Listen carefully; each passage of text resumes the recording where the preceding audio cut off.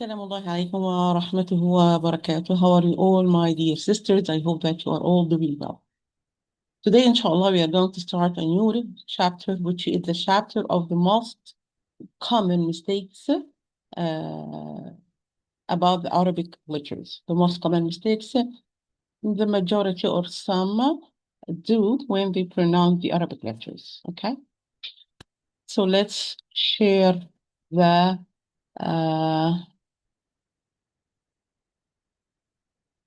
screen with you and start right away. Well, my dear sisters, we are going to start the Arabic letters as the same way we deal with them in Al-Makharij or when we deal with them in the chapter of the articulation point, which means that we are going to start by the letter of Al-Jawf or the oral cavity, which are the Alif and the Waw and the Ya, the natural mad Alif and the Waw, the natural mad Waw and the Waw in any case, and the Waw lean, the Ya in all its cases. And then we are going to move to the throat, Hamza, Hamzun Ha, Ain Ha, Ghain Ha. Then we are going to move to the tongue, the furthermost part of the tongue, Qaf, then Kaf, Jim, Shin, Ya, the same order we are going to deal in this chapter, okay? So let's start. We are going to start, as I told you, with the letters of the oral cavity, which are the Alif, the natural mad Alif, and the Ya in all its cases, and the Waw in all its cases. Let's start by Alif. Number one, mistakes made when pronouncing the Alif. This chapter is very important. Kindly do concentrate and study it very well, because this is considered to be a kind of one of the main benefits we take out from the chapters of articulation points and characteristics, okay? So mistakes made when pronouncing the Alif. Number one, not opening the mouth as required when pronouncing it, as in Musa. Not opening the mouth. You remember, my dear sister, when we talk about the Alif, the natural mad Alif, and we said that when we pronounce the Alif, there is a vertical opening of the mouth. And we always say, open your mouth well, and there is a placement of the tongue. And we did explain about the placement of the tongue when you pronounce Alif as mufakham letter or Alif as a muraqqaq letter. Yes? So all this you must take care of and do it kindly, properly, to pronounce the Alif properly in all its cases. Number one, if you do not open your mouth properly, like Musa, بسم الله الرحمن الرحيم قل هو الله أحد الله الصمد لم يلد. Why you don't open your mouth? What's happening? This is not correct. Musa, it's Musa. Musa. I open my mouth vertically well. I'm not saying Musa. I'm not saying Musa. Musa, it's Musa. Ma, sa, ba, qa. Open your mouth well. Number two, mixing its sound with a hint of the sound of a ya, so that it becomes like a tiled alif or alif with imala, as in maliki. This will happen when you are going to commit two mistakes to pronounce the alif with imala. Always, a lot of sisters will say, kindly, we do not have imala in our way of narration. Hafs from Asim, by the way of الشاطبية, only in one word. مجراها. We have imala in the fatha of the ra and the alif, which you followed. This is the only word where we have imala, and it's the greater imala or the major imala or imala kubra. That means that the sound is nearer to the ya more than the alif. But all over our recitation, there is no other imala. So you are going to have imala. You are going to pronounce, instead of maliki, you are going to say maliki. If you don't, you are going to make two mistakes. if you do not open your mouth vertically properly. This is the first mistake you are going to commit. Second, the placement of your tongue. Placement of your tongue. The alif here, maliki, for example, is after meme, light. So the tongue must be in the position in the position of complete relaxing, or in the rest position. And we say always lower your tongue to be in the rest position. Otherwise, you are going to have imala and ghunna after mim and nun. So ma. If you are going not to do this, and you are going to higher, so if you do not lower your tongue well, automatically part of your tongue will be higher. It will be, in this case, the middle part of the tongue. Middle part of the tongue, it is the articulation point of what? It is, yes, of the ya. That's why your sounds, it will be someplace between the alif and ya. Neither pure alif, neither pure ya. So kind of pay attention. Ma, maliki, ma. Open well and placement of your tongue. Number 3, mixing its sound with a hint of the sound of the vowel. This will happen if you are going to circle your lips a little bit, especially if the alif is coming after any of the heavy letters or mufakham letters. Why? Because unfortunately, a lot of people think that when they are circling their lips, they are going to make the echo stronger inside the mouth. This is completely wrong. If you circle your lips, the only thing you're going to do is to give a hint of dhamma or wow, like here, which is not correct. For example, khalidin is supposed to be ha, ha. The alif is going to be heavy because it's after a heavy letter. And how we pronounce a heavy alif? Simply as we said, placement of the tongue. There will be a curvature in the middle part of the tongue. You're going to higher the back of the tongue, and the epiglottis is going to be moved backward. Ha. If you're going to circle your lips, ho, you're going to give the alif a hint of the sound of wow, which is not correct. Ha, not ho. Holidina, not holidina. Ta, ta. Open well. Placement of the tongue. Epiglottis return, because this is a heavy alif. Not circling your lips. If you circle, you will give it a hint of the sound of the vowel. فطال, ta, not فطو. Finally, to cat. Number 4, making it heavy where it should be light. We agree that the alif, the natural mad alif, follow the letter which it precedes in heaviness and in lightness, in tafkhim and tarqiq. When it's supposed to be recited as a heavy, we recite it as a heavy sound. And when it's supposed to be recited as light or murakha, we do it. Because we know the letters, we all know the letters of tafkhim or isti'la, elevation, and we know the other letters of tarqiq or istifal, lowering. We know this now. And we know that tafkhim is the outcome of isti'la or elevation, and tarqiq or lightness is the outcome of lowering or istifal. We know. And the letters of tafkhim, they are gathered in the sentence khussa ضغط القذ. Yes? Okay. So make the sound heavy where it should be light. Here, النها, ha. The ha is light, so the alif is going to be light. نها, النهار. If you say النهار, ha, no. Why some people could make this? Because the alif is come after it a heavy sound. The ra with fatha, it's a heavy. So this could make some pronounce it as a heavy. But if you take care, as we always say, the alif follows what preceded it, so you will not commit this mistake. النار, na, not na. الباطل. البا, not ba. Ba, not ba. The difference, it is the placement of your tongue. Simple as that.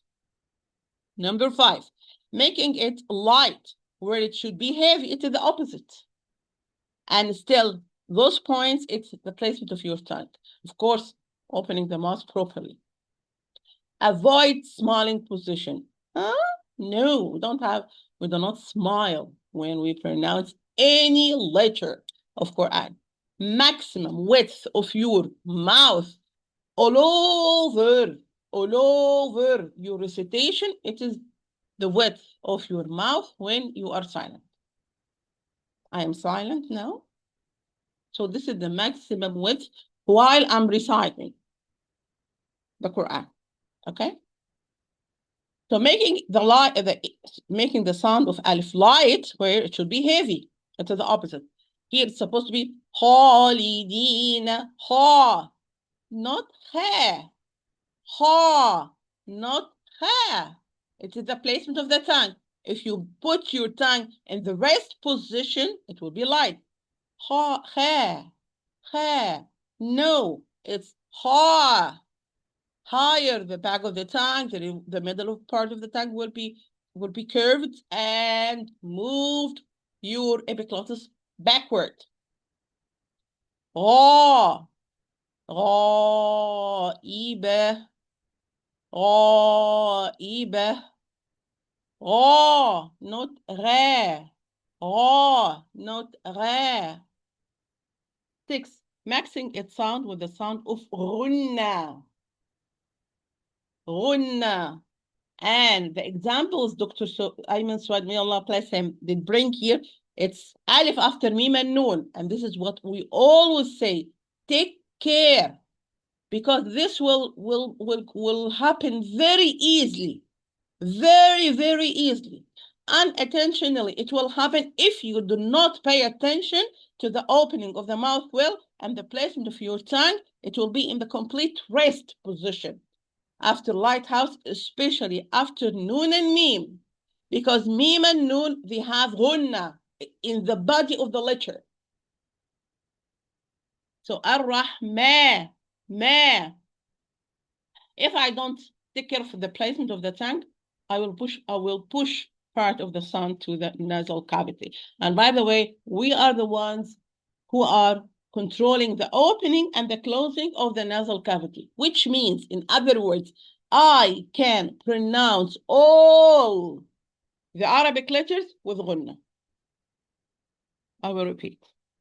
I can pronounce all the Arabic letters with ghunna. I can make it. And that's why some of the reciters, and unfortunately they are very famous, all their recitation, you hear ghunna all over, from the first page in Quran until the last page, there is ghunna. قُلْ هُوَ اللَّهُ أَحَدٌ اللَّهُ الصَّمَدُ لَمْ يَلِدْ. This is not correct. Take care, kindly. Ghunna only with the noon and meme. And you are the one who is controlling the nasal cavity. Allah gives you this ability. So ar-Rahman, ar-Rahmanu, ma, not ma. An-Nasi, an-na, na, not an-na.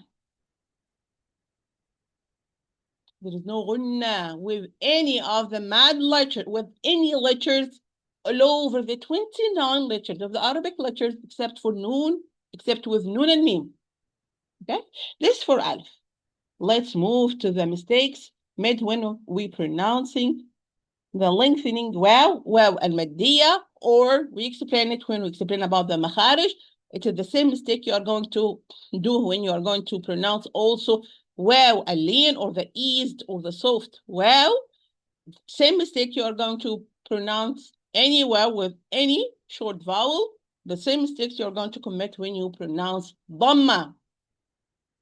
The same mistakes you are going to pronounce or to commit when you pronounced Dhamma because we said all they are sharing the same articulation points, except that natural Madwaw, we add the oral cavity as a second articulation point for it. Okay? And this is the school of thought of Ibn al-Jazari. Okay? He gathered between al-Jawf, the oral cavity, and the articulation point, which is circling the exact articulation point of the waw, which is circling the what? Circling the lips forward and hiring the back of the tongue. And we said hiring the back of the tongue will happen automatically. Pay attention to circling the lips forward.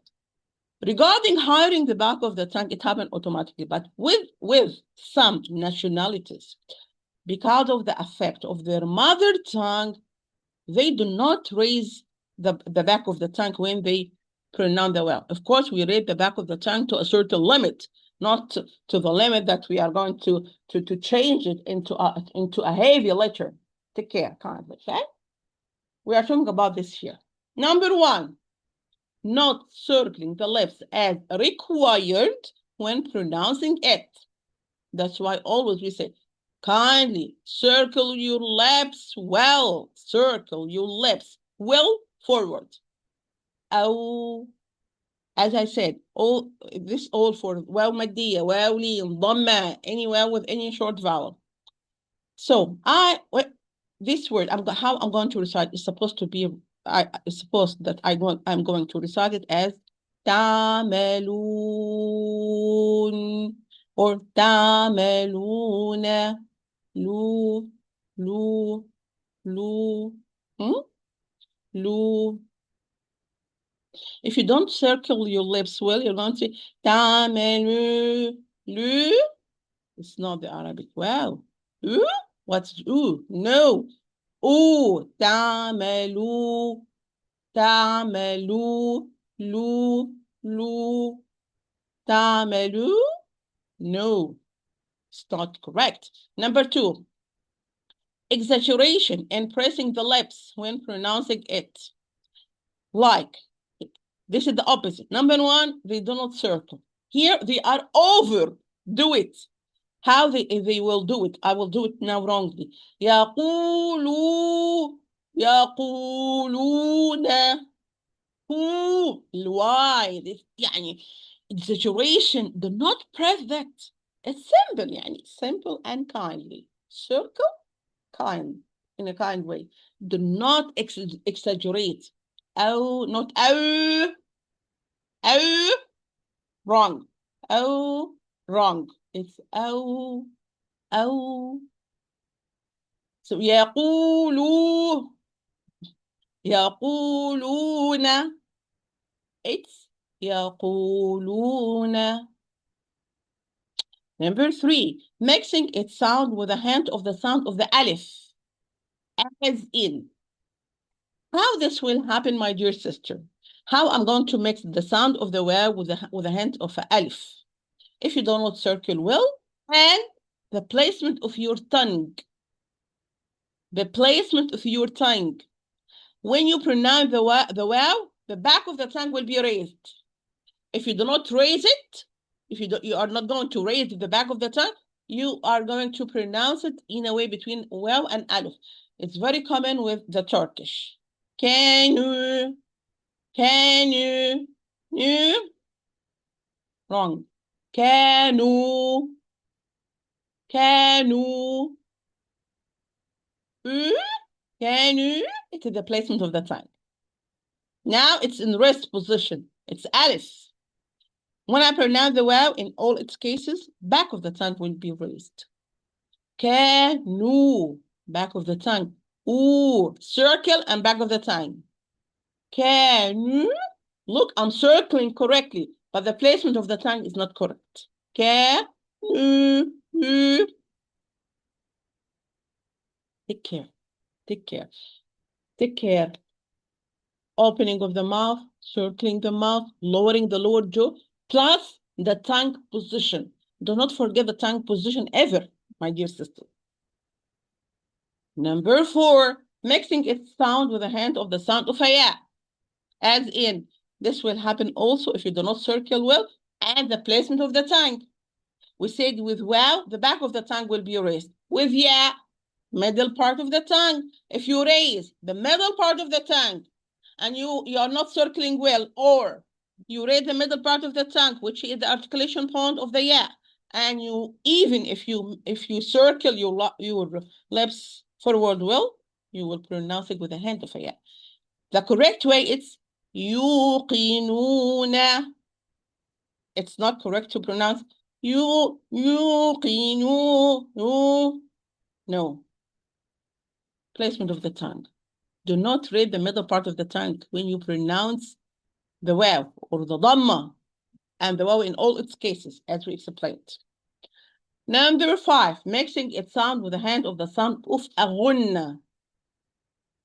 No gunna with all the alif and waw and ya, with the natural mad alif, with the waw in all its cases, with the ya in all its cases. No gunna. And this is unfortunately very common mistake.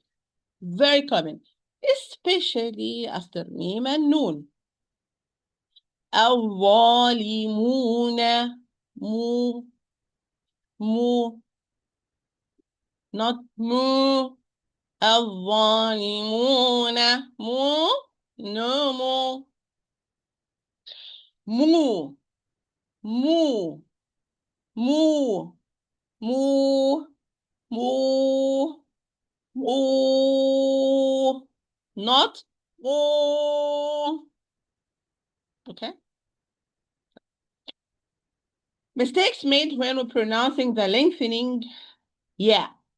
And we explained before, this is recording natural mad yeah, yeah lean, soft yeah, or yeah with any short vowel and kasra, because they are sharing the same articulation point. So the same mistakes you are going to commit in pronouncing any of those.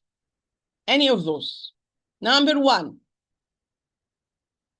mixing its sound with the hand of the sound of alif, because the middle of the tongue is not raised as required when pronouncing it, as in. Do you remember the articulation point of the ya in all its cases plus the kasra? It's lowering the lower jaw, yes, and hiring the middle part of the tongue, yes? If you do not hire the middle part of the tongue well,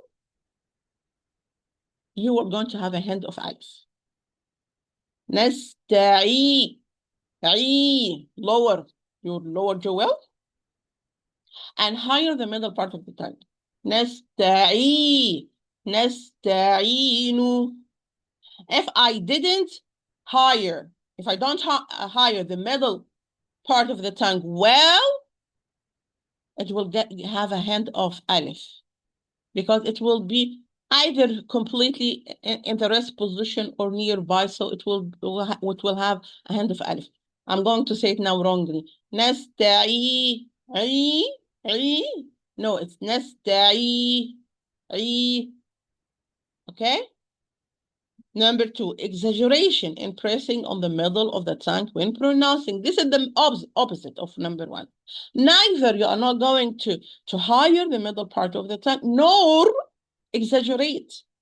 Yeah, both, my dear sisters, are wrong. Do not exaggerate and do not leave the makhraj. Do not leave the articulation point, or do not achieve it correctly. If I am going to press more than it's needed on the makhraj or on the upon the articulation point, I'm going to pronounce as this. المستقيم. Why قي? المستقيم. قي. No. المستقيم. المستقيم. المستقيم. قي. قي. Softly. قي. Not قي.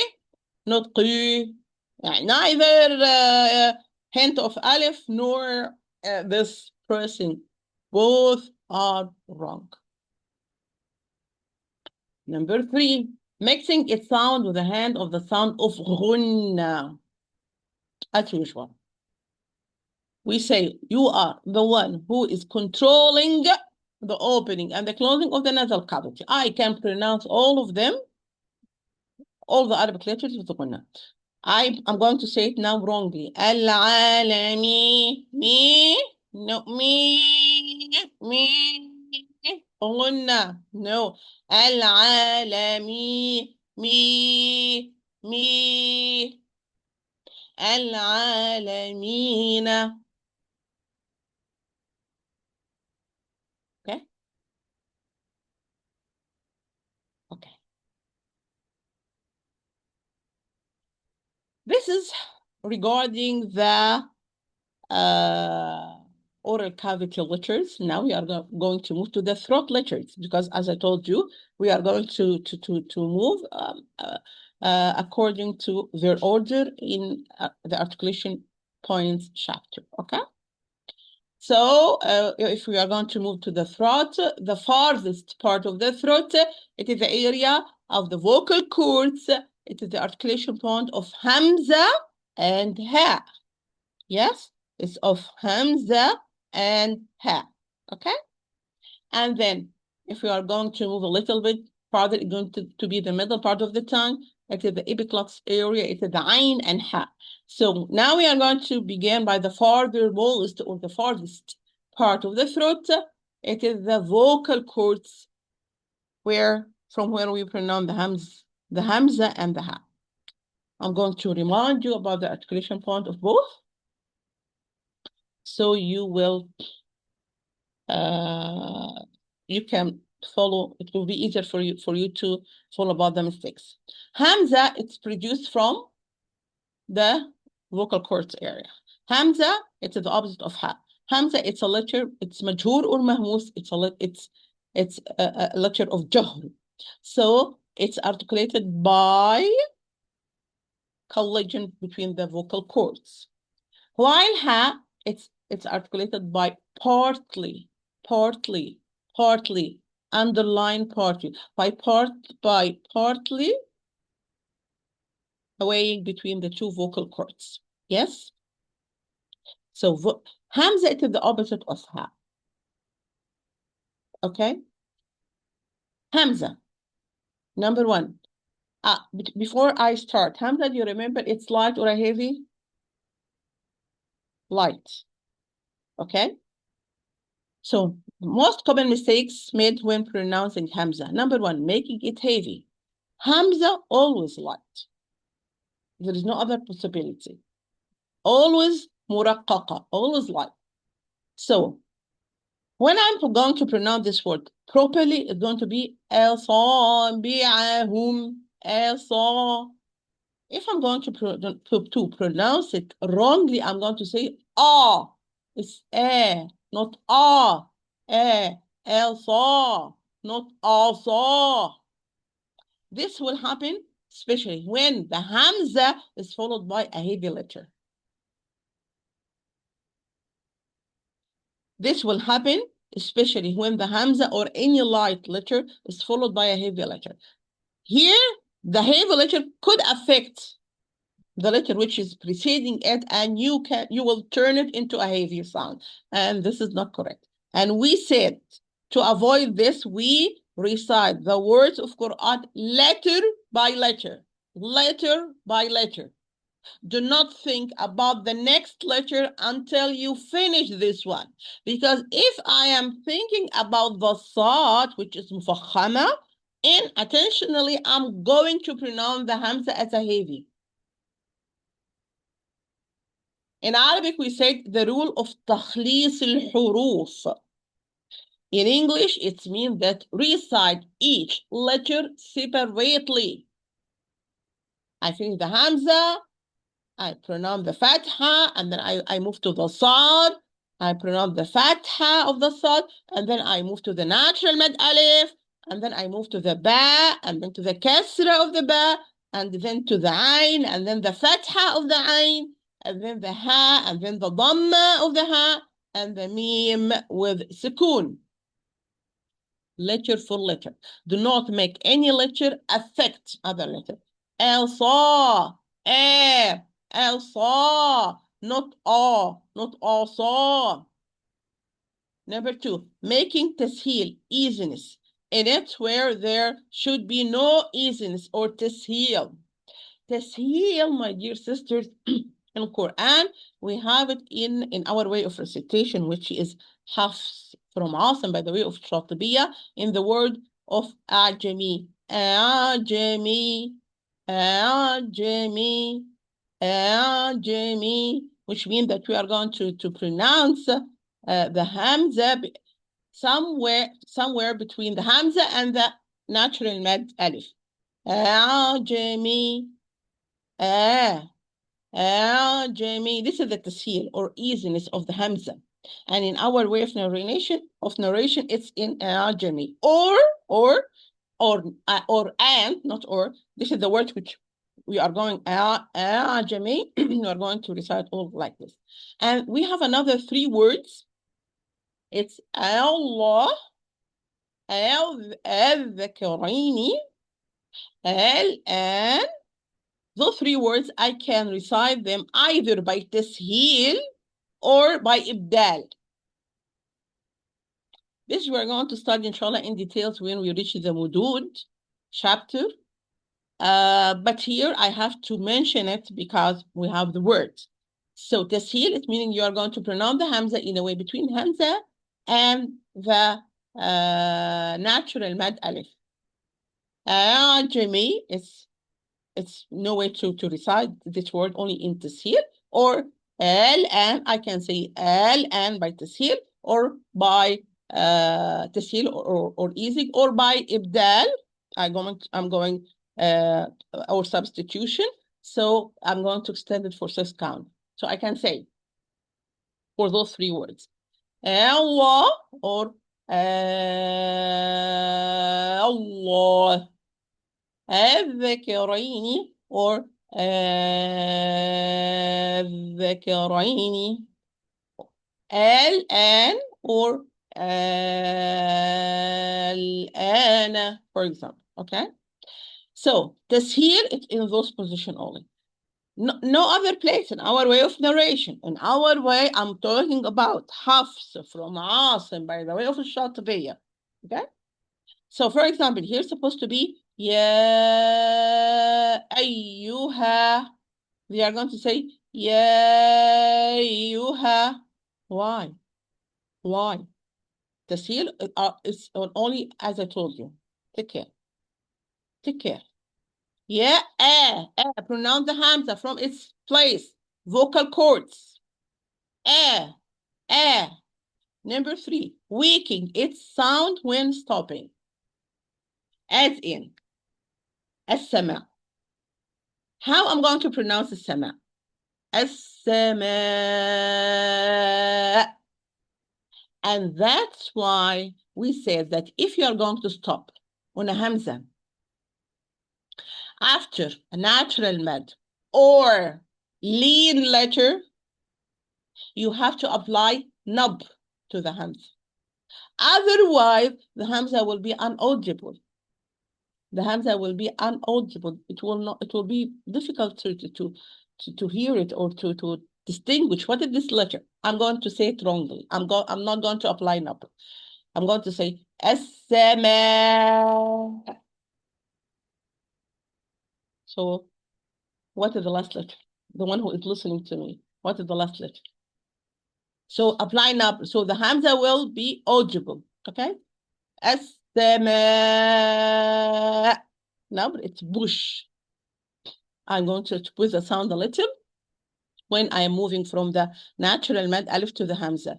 As-sama. So it will be audible. Okay? We have 5 minutes. I hope I can cover the ha. Okay. Ha. Mistakes. Number 1. Ha, you remember we say partly opening of the vocal cords. Do not open too much. If you open too much the vocal cords, you are going to spend a lot of breath and you are going to be out of breath. You will not be able to complete the if it's so long. And in addition to all of this, you are going to pronounce it wrongly. you are going to pronounce it wrongly. Partly opening between the vocal cords, not fully, not fully. Number one, and it's of course light. Remember, that's why we have this chapter after we study the articulation points and the characteristics. Ha is always light. No other option. No other option. Number one, making it heavy. Making it heavy. Especially when it's followed by or preceded by heavy letters. Allahu, Allahu, not Allahu. Annaha, Annahara, not Annaha, not ha. It's ha. Ha and ha, it's where you're going to direct the sound. Remember, استعلاء and istifal. Lowering and elevation. If you are going to direct the sound of the ha up to the roof of the mouth, it will be you will simply pronounce as a heavy ha. If you are going to direct the sound to be outside of the mouth, or you are not going to direct the sound up to the roof of the mouth, you are going to pronounce it light, as simple as that. النهار. You can pronounce it heavy because there is ra after, which is مفخمة, and here because it's preceded by the lam, which is going to be مفخم. Allah. If I start by the word of Allah, Hamzat al-Wasl is going to have fatha, so the lam will be مفخم, and the natural mad will be مفخم. Number two, weakening it due to exaggeration in the parting of the vocal cords. This is that's why I'm always say kindly ha. It's articulated by partly parting between the vocal cords. Partly, not fully. If you are going to exaggerate, a lot of air, a lot of breath will go out and it will be inaudible. Like ihdina. What is this? What is this letter? You cannot distinguish. Ihdina. Partly opening between the vocal cords. The vocal cords are those. It's partly opening. Open like this. Thank you. You will lose your breath. You will not be able to complete the I, especially when it's long and you pronounce it wrongly. Number three, not clarifying it when it occurs beside another ha or ha, as in. When I have two ha following each other, like here, I have to pronounce each one with its short vowel or whatever clearly. Jibahuhum, jibahuhum, jibahuhum. But if you say jibahum, where is the second ha? I have two ha, and each one has its own haraka, its own short vowel. So take care. Jibahuhu, hu, jibahuhum, wasabbihu. The ha and the ha, because their articulation point are near. Hamza ha from the farthermost part of the throat, the vocal cords, and ain ha from the middle part, from the epiglottis, so near. So do not merge the ha into ha or the opposite. Wasabbih. If you give the rakhawa to the ha and the hams to the ha, it will be very difficult to merge it into the ha. I will repeat. If you pronounce the ha properly from its articulation point, and you pronounce and you give it its characteristics, and you pronounce the characteristic properly, it will be impossible to merge it into the ha.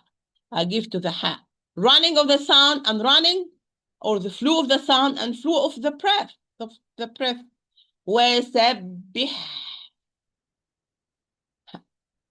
In such a case, it will be difficult to merge it in. with the into the ha. وسبحه. Number 4, waking it when stopping. By the way, ha considered to be the weakest letter in the Arabic letters, all over the Arabic letters.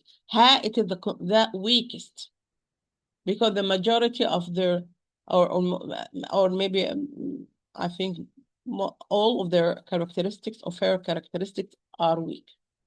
So it's weak. So pay attention to the ha. Waking it when stopping. When stopping, extra attention, because usually we are out of breath when we stop. Because usually we are out of breath. So waking it when stopping, as in فعلوه. If I'm going to stop, it's going to be فعلوه.